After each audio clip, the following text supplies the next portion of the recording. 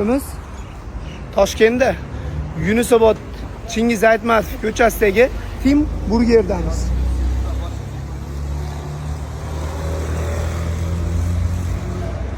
Bu yerga kelib, obed qilib, inshaalloh yana safarga otlandik. Videolarda qo'ya olmayapman, juda ko'p videolar bor. Telefonlarimiz ichi atkazib olib, internetdan qiynalib qolyapmiz. Xudo xolasa, kechga videolarni qo'yishga harakat qilaman, Xudo xolasa. Sizlar ham kelinglar, mazza qilib, fast-foodlar yeb, qorinni to'ygizinglar.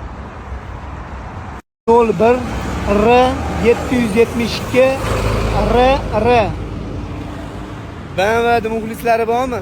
Bu Ramazon Temirovning mashinasi. Mashalloh.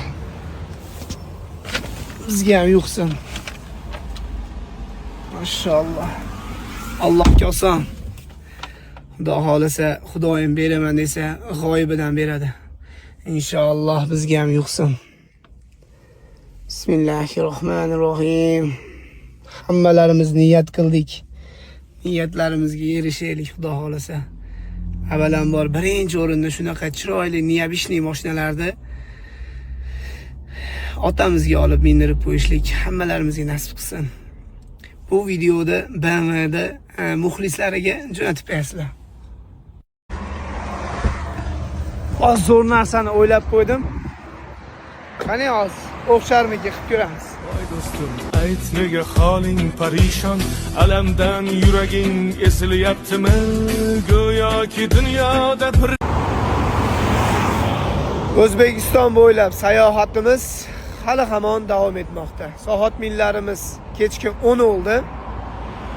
Hozirgina Jizzaxga kirib keldi. Chunki o yerda post bor edi. Postdan o'tib mana shu joyda ozroq dam olyapmiz. Xudo xolasa qo'limdan kelgancha ko'rgan, bilgan narsalarimni sizlarga yetkazib borishga harakat qilaman. Ko'proq istoriyani ko'rib boringlar. Bizni bosh homiy Bek ota go'sht va kalbasa mahsulotlari. Eng qizig'i 18 yil tajribaga ega. Halol va sifatli oilamga va sizlarga tavsiya qilib qolaman.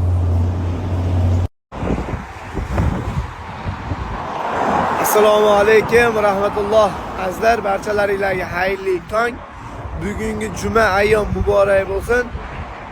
Biz hozirda Jizzaxga kirib ketish joyida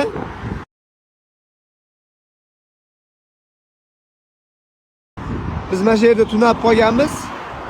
Xudo xolasa yana shu joydan safarimiz 3-kunini boshlab oldik.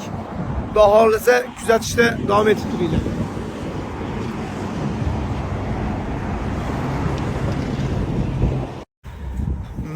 Maza kimga maza?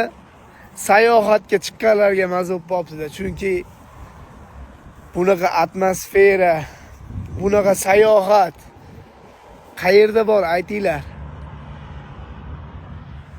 Mashalloh, tabarakalloh.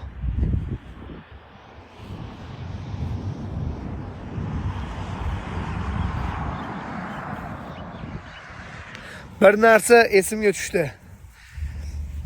O'zbekistondan Makkaga yo'lga chiqqanimda xuddi shu joylarga kelib, dam olib, oyoqda chiganlarni yozib, yana yurishda davom etkizganman. O'sha kunlar esimga tushib ketdi hozirga.